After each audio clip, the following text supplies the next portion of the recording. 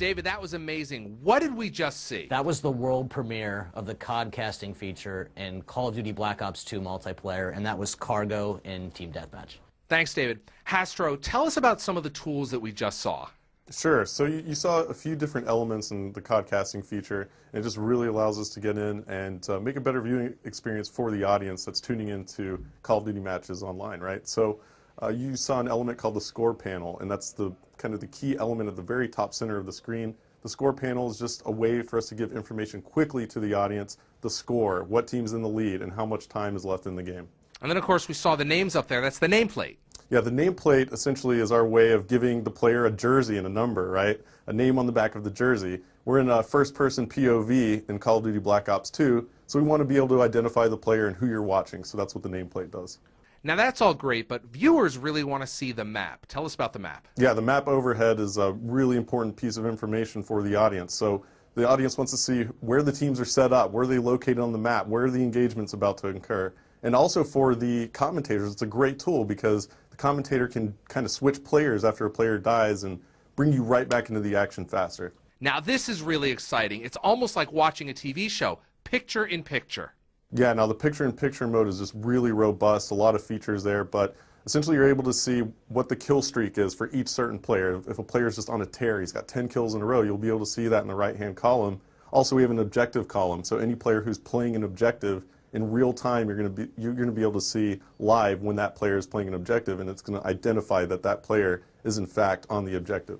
Are there a lot of options that we can tweak? Well, we actually have elements of the HUD that are removable, and you can actually customize the HUD for the viewer. And you can actually go in and, let's say, an esports league or a big tournament wants to put in their own graphics, so you can remove a piece of the HUD, and we can actually fully customize that for the viewing experience. So you can completely wipe it, put in the mini-map, take it away, different things like that. It's just very, very robust, and essentially that's what makes up CODCasting. Now, one of the really neat features is Listen In, where we can actually hear the players, right?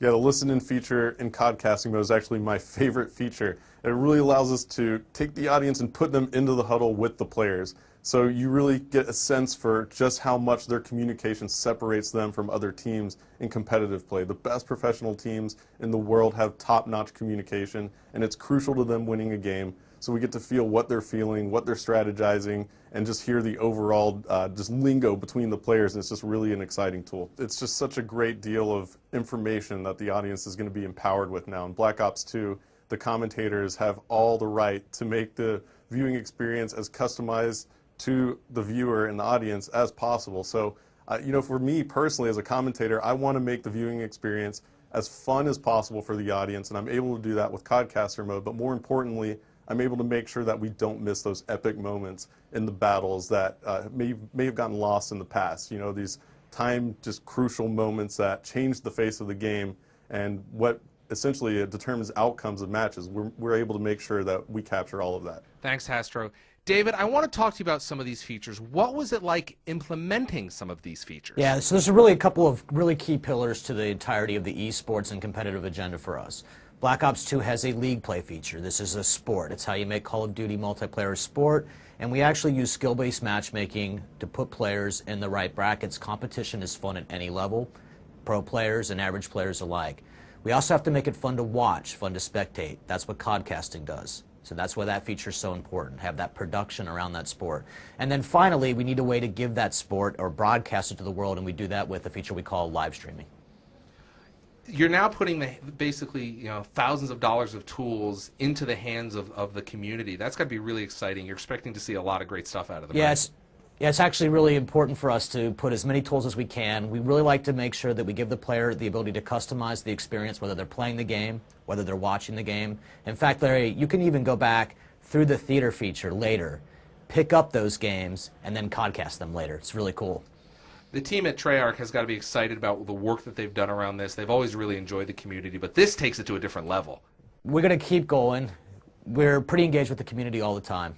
They're very passionate people. They have a lot to say about the game, and it's really fun to take their ideas, mold them into the context and structure what the game's supposed to be like, and then bring them right back to the players. Thanks, David. Any final words? Sure. I've just been blown away by how dedicated the team at Treyarch has been to making this experience for the players as best as it can be and giving them as much customization that they can have. It's just mind-blowing how dedicated they are to their community and how well they treat their fans and the players that play the game. So I think that's something that all of the Black Ops 2 players out there when they get the game are going to realize pretty quickly. Thank you, Hastro. Any final words? We're really excited to put this game in players' hands. And when you get there and you get your hands on it, I want you to tell us what you're thinking about it, how it's working for you. Feed right back to us so we can continue to make and improve our games for you. Welcome back to the